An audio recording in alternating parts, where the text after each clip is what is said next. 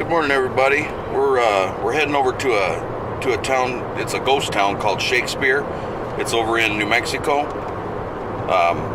Somebody talked about it online or whatever they were talking about, and I looked it up, and it looks pretty cool. It's an old ghost town that talks about Billy the Kid. So I don't know if Billy the Kid was actually there or what, but we're gonna go check it out and we'll see how it is. So we'll see you here in a little bit.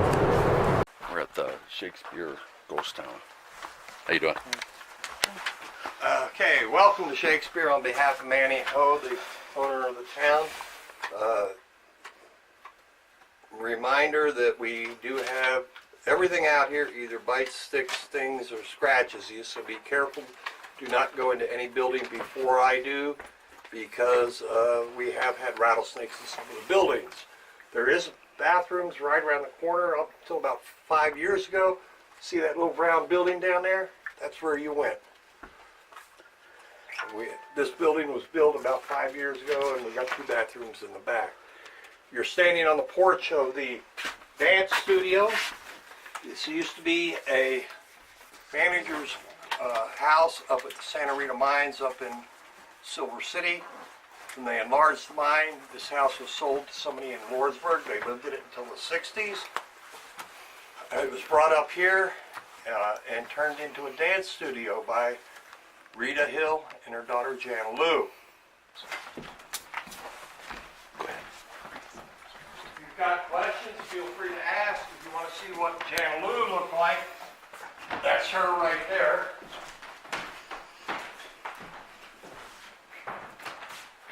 Close this for now. That one open.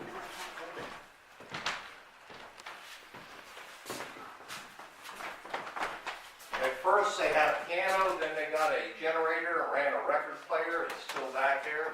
And then they finally had electricity. This was the only place in the property that had electricity for a long time. This is a nice floor.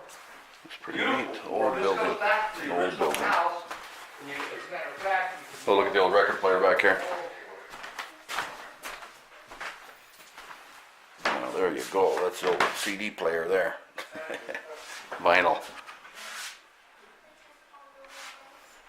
I just heard about this ghost town not too long ago. A buddy of mine was telling me about it. He had seen it, but it was closed when he had came the last time. 5 years old, the floors still look pretty good. It's pretty neat. Got a bunch of records down there.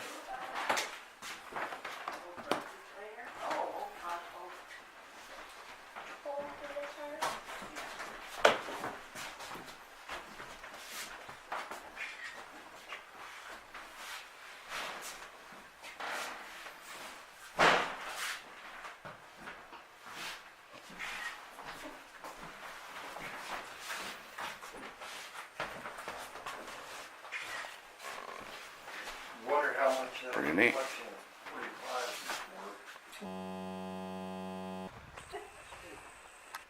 It's kind of funny. We used to, one of our members of our gunfight group had a place outside of El Paso that was set up with a town so we could practice our tombstone gunfighting.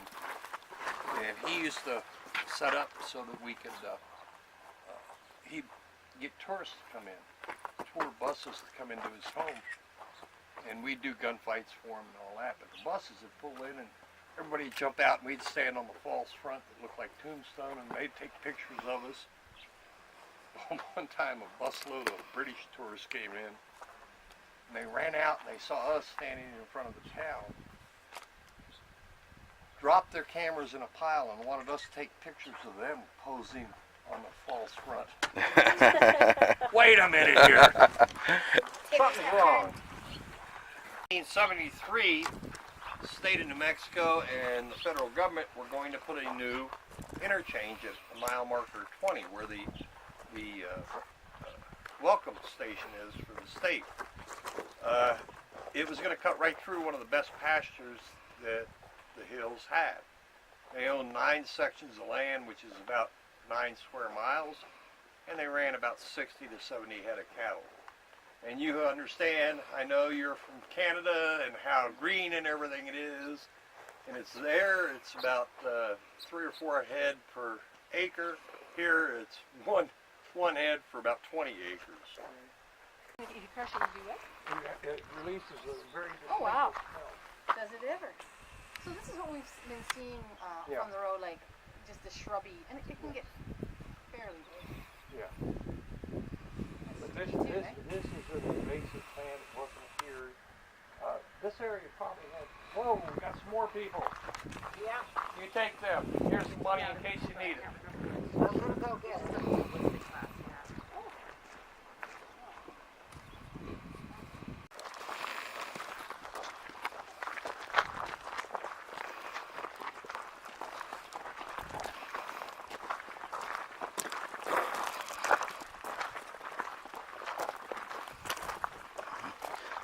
This was the general store right here, and they're wanting to rebuild it, but it has to be done to spec back in the 1800s, you know. Yeah, let's wait a couple of minutes for these people to get up. So that's it right there. It had burned down. It's a pretty big place. Had a big basement below it. Look at that. That's pretty cool. I get a kick out of these old ghost towns and stuff. You notice there's 4 tombstones. In 2000. This is the family cemetery. 2006, when Rita died, Manny's out. That's Manny. He's opening the gun safe, so we will be able to see it. Good. No pictures. No picture. But anyways, when Jan Lou died in 2006, that's a long way up there to be hauling a headstone. So he took his own up there. So we wouldn't have to do it when he died. Very nice guy. Wow. This started out as a place called Mexican Springs, just over the hill from this coach there. That's a sheep herder's wagon, by the way. There was a little spring. It wasn't a huge spring, but it was a reliable spring. 1880s, they had an earthquake that finally closed it. But people, the sheep herders and the ranchers in the area would use that. So anyways, in the 1900s, they ended up finding copper all over the place. They remembered copper was here. There were small mines along that ridge again, small mines over in this area, actually right over in there. And then you had the 85 mine up in that big ridge behind us. Had 20 miles of tunnels. But during the 1920s, they ran a railroad up through here, and it was a standard gauge railroad, and it went up right over the hill there. You can actually see the foundation still, where it would go under a trestle. A narrow gauge railroad would come up and dump everything into it. It would then go over to the 85 where it was loaded, and another narrow gauge railroad came over to the trestle over there and dumped its load. It was then taken down to Lordsburg and put on the main line to be shipped to the foundries. Ran twice a day at noon and midnight, and this went on until the early 30s when the silver price or the copper price dropped, and the mines closed down for the most part. That's when the town started dying. In the 36, Rita Hill and Frank Hill were looking for a new place. They had lost their ranch up in the northern part of New Mexico because of the Depression. They came here, bought the town from the last sole inhabitant, which was allowed, and they started running cattle here. Rita got interested in the history of the town, started collecting it from many of the people in Lordsburg who had been here during that 1880s to 1920s period. And so that's how the town got started. Now then, at one time there were 19 saloons for 3,000 people. Wow. We are going to go to one of the saloons. It's the last one remaining. 19 saloons. I ain't going to sell you any whiskey. So you're supposed to do it so you We're going in the saloon now. What's really funny is I walked into the blacksmith shop and realized I had to inventory that. This is as far as I've gone. I haven't had time or patience to go any further. So there's all kinds of stories. And what were they using to, like, what grows here naturally? They can. No, they'd ship in corn or Oh, they whatever. just ship Or it. they'd I was get gonna say, it what in. if they grow here that they can make? Yeah, there's nothing that I grows was here missing now. something there. Okay. But anyways, the story goes that This was taken over by the Mears for a while and run as a bed and breakfast. And this restaurant, this turned into a restaurant, and you could actually get meals here. Along with your steak and beans and whatever, you could get coffee or you could get coffee, depending on your taste. That's why I'm carrying two guns. One's got live ammo because there's javelina running around right now, and it's a mama and three, Sal with three piglets. What's that? Yeah, I don't want to mess with them, but if they decide they want to mess with us, the other one. Why? What happened? Because I like that room for a wedding. Oh, And by the way, this is the interesting thing. I already talked to them. this is these pretty two. cool. But anyways, one of my guns is a replica. It's called a conversion, 1858 conversion. It's a modern replica. The other one is an actual first generation Colt single action, made about 1899, and it still works. So anyways, this is the Grant House. This was started by John Evanston for the stage line.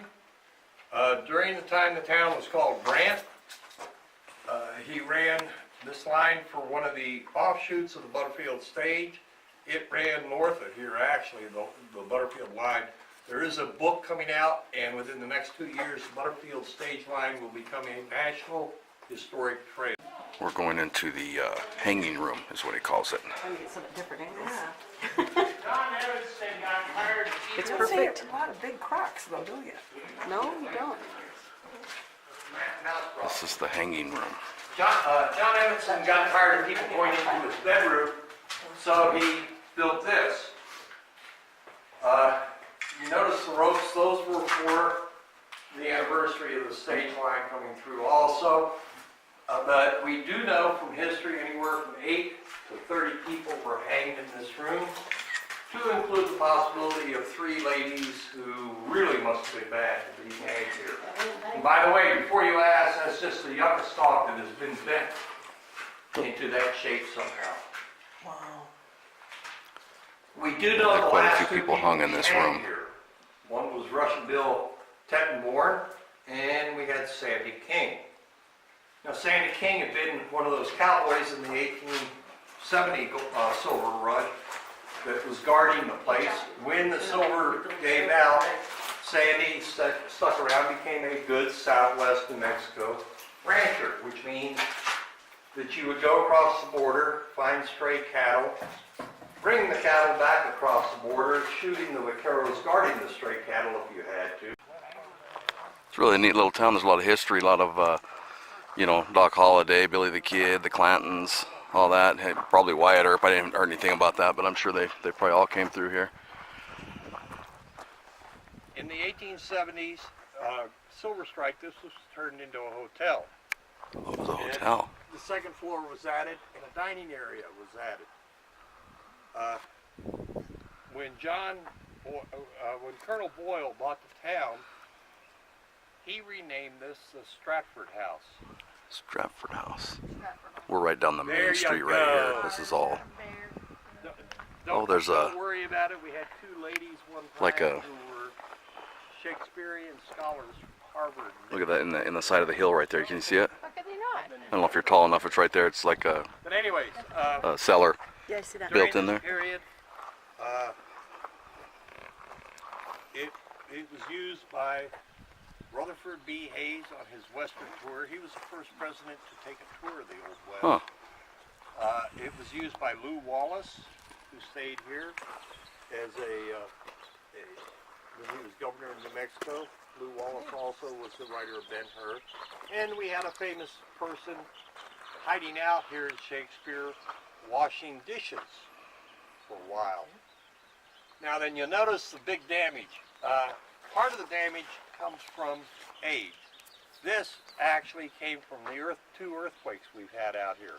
Oh, there it is. Remember the 2 earthquakes? Yeah. The first one a couple of years ago, my wife and I had done it. We had the wrong dates, so we had already registered at the hotel. And we said, oh, hell with it. And we came back and did a tour of Deming, Silver City, and then down here and stayed overnight. 11 o'clock at night, we're laying in bed, and I said, God, those people upstairs are making a lot of noise. About 30 seconds later, my wife goes, I don't think they're making any noise.